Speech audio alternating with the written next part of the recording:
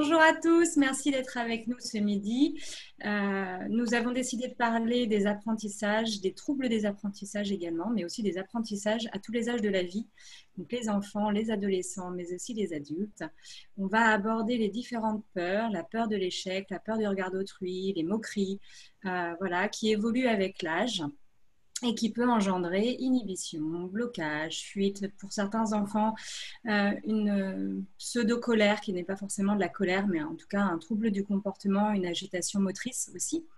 Voilà, donc l'idée aujourd'hui, c'est d'essayer de repérer avec vous les différentes situations qui permettent de repérer que l'enfant, il est tout simplement dans un problème en lien avec les apprentissages et comment on peut aider l'enfant et comment on peut aider aussi les parents à faire en sorte que tout se fasse dans de meilleures conditions pour permettre à tout le monde de grandir et de continuer de s'épanouir dans ses apprentissages. Donc, on a Natacha, Emmeline, Annelise, Sophie, Maëlys qui sont avec nous pour parler de ce sujet-là. Et Natacha et Emmeline vont nous mimer un exemple que vous pouvez peut-être rencontrer vous chez vous. Montre-moi encore ton exercice là. Oh, mais maman. Oh bah chérie, je t'ai dit, tu me montres. Tu me montres cet exercice. Ben, tiens, regarde, c'est ça. Moi, j'y comprends rien du tout. Je comprends pas ce qu'il faut faire. Bon, 3x fois 2, ben, c'est facile. Je t'ai déjà dit. Tu comprends rien. Non, Là. explique, mais je comprends pas, non. 3x fois 2, ça fait 6. Attends une seconde, parce que je sens que je suis énervée et c'est peut-être ça qui ne va pas. Ah oui, là, j'ai une tension ici. Et là, je laisse évoluer. Ça s'apaise. Bon. Bon, ton exercice de maths. Tu sais quoi, on va le reprendre à zéro. Explique-moi ce que tu n'as pas compris là-dedans. Ben, quand tu dis 3x2, moi, je ne comprends même pas ce que ça veut dire. Alors, je ne me rappelle plus ce que c'est tout ça. Puis j'en ai marre des maths, c'est nul. Ça fait quoi dans ton corps là? Mets ta main là où ça fait quelque chose dans ton corps. Ça me prend la tête, ça me serre là, ça me serre. Quoi d'autre? Mets ta main là, ailleurs où ça parle encore dans ton corps. Voilà. Continue, laisse faire. Continue. Voilà. Quand c'est tranquille, tu peux enlever tes mains. Tu peux ouvrir les yeux, tu me dis. Ça continue? Ok.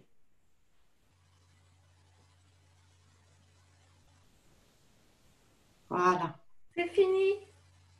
Ok, ouvre les yeux. Alors, on s'y remet? Ouais. Ok. Alors? Ah ben, je me souviens, oui, on l'a déjà fait, ça. Ben oui, on avait déjà fait. Tu vois? Ouais, d'accord. Il faut chercher la valeur de x, c'est ça?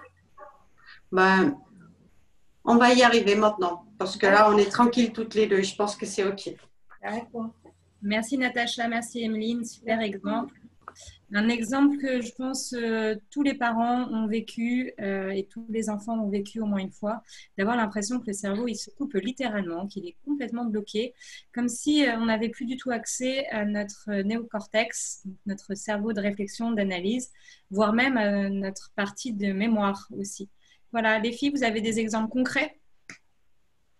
Bah là, par rapport à ce qui vient de se dire, juste de pouvoir préciser, Annelise, excuse-moi, c'est qu'en fait, ce qu'on peut voir là, c'est que le terrain émotionnel est particulièrement influencé par l'adulte. Donc là, Natacha par rapport à Emmeline, et qu'en fait, quand il y a deux personnes en interaction, donc un qui enseigne ou qui guide la leçon, et puis l'enfant qui essaye d'apprendre, en fait, il faut que ce soit apaisé émotionnellement des deux côtés, quoi, parce que les émotions sont en lien, mais direct, avec la mémorisation. Donc, si le terrain émotionnel est tendu, comme la maman l'était là, avoir des tensions elle-même, en fait, l'enfant, il éponge ça et en fait, il est préformaté pour un terrain de tension. Donc, en fait, il peut pas du tout mémoriser, comprendre. Et ça, c'était particulièrement bien représenté là, parce qu'il y a vraiment, dès que le parent se calme, ça ouvre la porte à l'enfant, ça ne lui enlève pas sa tension, mais ça ouvre la porte à l'enfant pour qu'il soit que en rapport avec sa tension, et du coup, avec le coup de main de l'adulte, de pouvoir régler sa tension, et du coup, on est dans un terrain neutre, calme et ouvert, en fait, pour pouvoir faire des explications et donc des apprentissages. Donc, c'est génial pour ça, je trouve que c'est hyper important. Voilà. Comment on peut savoir, là, dans la situation, qu'il y avait blocage de la part des deux? Parce que la maman s'énerve, en fait, et qu'elle est en train de mettre la pression, en fait, sur l'incompréhension qu'a, du coup, la petite fille, quoi. Mais du coup, le fait d'être en attente et d'avoir une pression, alors que quand on est enseignant ou quand on est parent en train d'aider ses parents, en fait, on a une fonction de guidage, donc on est censé être neutre, on n'est pas censé attendre un résultat, en fait. Les parents, ils peuvent aller repérer chez eux quand ils sont agacés, mais aussi, par exemple, quand ils sont un peu abattus, quand ils sont déçus. Être déçu par son enfant, il y a un truc qui ne va pas, quoi, là. Donc, qu'est-ce qui se passe quand je me sens déçu? Qu'est-ce qui se passe quand je lâche l'affaire, les devoirs, laisse tomber, je ne vais même pas essayer? C'est à ces moments-là aussi qu'ils peuvent réguler. Parce que l'enfant, se sachant déçu, lui, il capte la déception. Donc, en fait, il est en mode déçu avant de commencer ses devoirs ou en cours de devoir. Donc, il ne va pas du tout retenir. En fait, il est déçu. Déjà, il est convaincu qu'il n'y arriverait pas. Il n'est pas à la hauteur de ses parents. Et la déception, c'est en soi une émotion qui peut être bloquée et perturbée. Je suis déçue parce que j'ai fait quelque chose qui ne convenait pas et je m'aperçois que j'ai fait une erreur et du coup, super. Donc, cette déception, elle va me permettre d'observer que j'ai fait une erreur. Mais si elle est perturbée, si elle est trop puissante, si elle me fait vivre des émotions trop fortes, je vais tout faire pour éviter la déception. Ou si elle est face à un terrain émotionnel qui, elle, lui renvoie de l'attention. Ça veut dire que sa déception n'est pas accueillie. Donc, en fait, sa déception qui pourrait lui permettre de comprendre son erreur vient en fait accentuer, c'est un cercle vicieux en fait, ça vient accentuer sa déception, ce qui va renvoyer l'attention de ses parents et c'est sans fin. Et ça finit en clash où on voit les parents qui quittent, les enfants qui disent de toute façon je suis nul et c'est sans fin en fait, c'est sans issue complètement. Et puis concrètement, je pense que le fait de résilier pour moi d'abord, eh ben, j'ai donné aussi la possibilité à l'enfant de rentrer là-dedans. Alors, voilà. Oui, en fait, je pensais à un exemple. J'ai un ado qui est venu me consulter et il me dit, moi, à l'écrit, j'y arrive pas du tout, je suis complètement bloquée. Et je lui ai demandé, est-ce que tu as des exemples, une fois où ça t'est arrivé? Il m'a dit, l'année dernière, j'avais un prof de maths et il nous balançait des feutres quand on avait faux. Et quand on faisait des contrôles, il passait comme ça derrière notre épaule, il regardait ce qu'on faisait, il disait n'importe quoi, il nous tapait sur la tête et tout. Et en fait, cet ado, il était complètement bloqué. Il n'arrivait pas à apprendre et à pouvoir faire des contrôles et des examens sereins et vraiment sortir toute sa connaissance, tellement il était bloqué émotionnellement. Et donc, on a travaillé là-dessus, on a fait 2 rendez-vous avec des situations où il se sentait bloqué. Et maintenant, il a dit qu'il arrivait beaucoup mieux à faire ses examens. Il n'est plus paniqué, il n'est plus en état de blocage, complètement stressé. Pardon Maëlys, je rebondis parce que ça me fait penser, on a parlé de l'enfant, on a parlé des ados, mais moi j'ai le cas d'une cliente qui est venue me voir, qui avait des examens à passer et des concours à passer et qui était dans un état de panique et de stress au point que son cœur se mettait à battre et elle avait vraiment l'impression qu'elle suffoquait justement, et on a fait des résolutions émotionnelles ensemble, ce qui lui a permis de pouvoir réaliser, de pouvoir passer ces concours correctement, pas forcément de les réussir, mais en tous les cas, déjà de bien vivre ces examens et pas être pris par la charge émotionnelle en fait.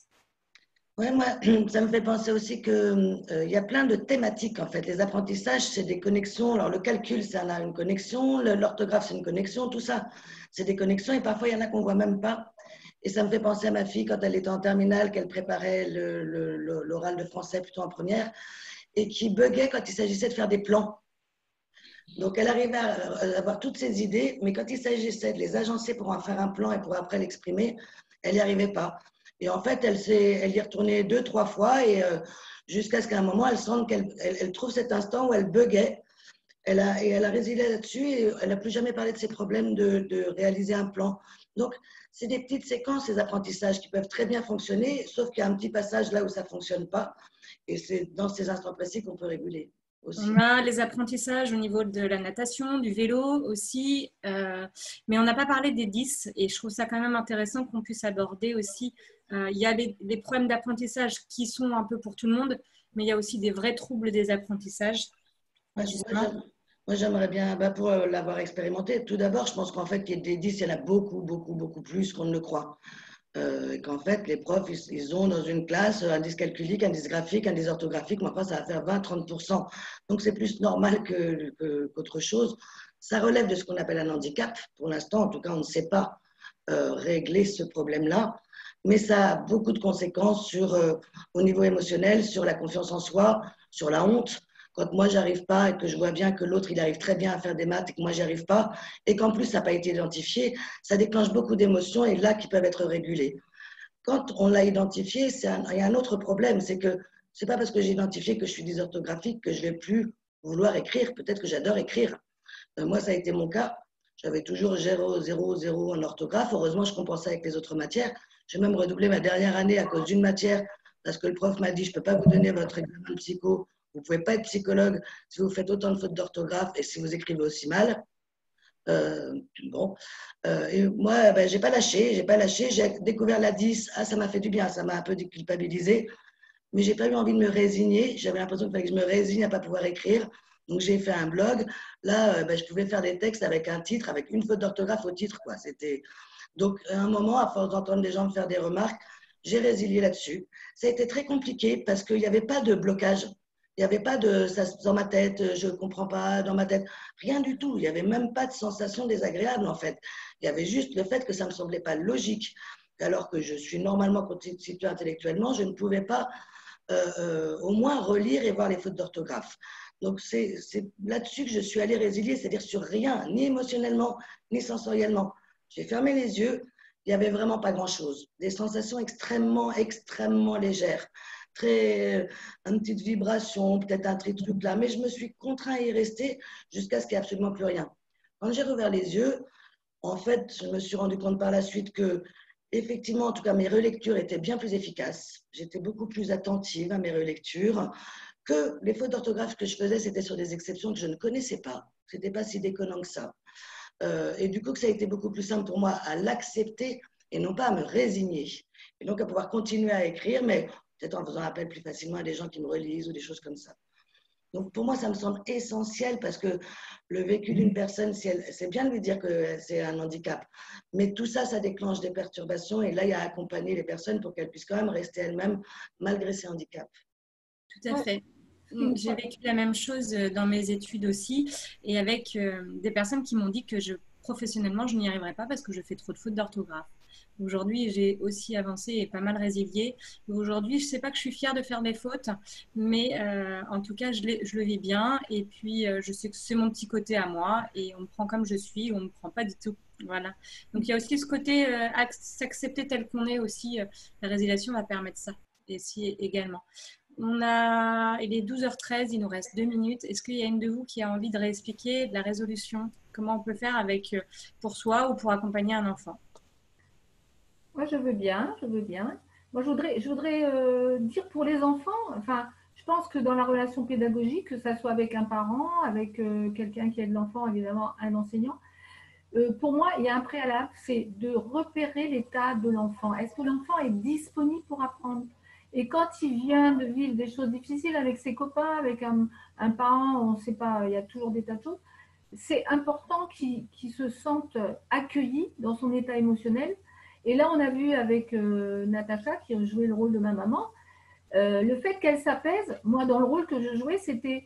elle m'énervait, ma mère, parce qu'elle était comme la maîtresse, enfin le prof de maths qui m'accueille pas, qui prend pas du temps pour moi. Voilà. Enfin bon, donc je fais le petit récapitulatif. Donc que je sois un parent ou un jeune, un enfant, voilà, quand je me sens en perturbation, j'y suis.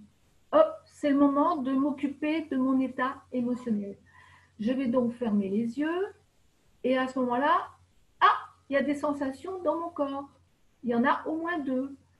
Et alors, je vais les laisser évoluer, je vais laisser faire mon corps sans intervenir et puis tranquillement, sans attendre que ça s'apaise, l'apaisement va s'installer en moins d'1 minute, parfois 2 minutes. Et là, je vais ouvrir les yeux. Et si je suis avec mon exercice de maths, je vais regarder et soit ça ne me fait plus rien, en général c'est ce qui se passe, et si il y a un problème, je peux recommencer une fois. Voilà. Est-ce que c'est clair? Très clair. Merci, Emeline. Merci à Maëlys, merci à Annelise, merci à Sophie, merci à Natacha pour toutes ces explications. Posez-vous des questions, posez-nous des questions concrètes, des situations concrètes. On peut répondre quand vous avez un doute par rapport à vous, par rapport à vos enfants, parce que c'est compliqué en un quart d'heure de tout dire. Donc n'hésitez pas. Si vous avez des témoignages aussi que vous voulez nous faire passer, on est preneur de témoignages. Voilà. Demain, on va parler, pour faire suite à la peur de prendre la parole en public, pour des réunions, pour tout. Voilà. Pour des Zooms, pour des Facebook Live. Voilà, c'est ça. Et d'ici là, bon appétit et bonne régulation à tout le monde. Salut. Ciao.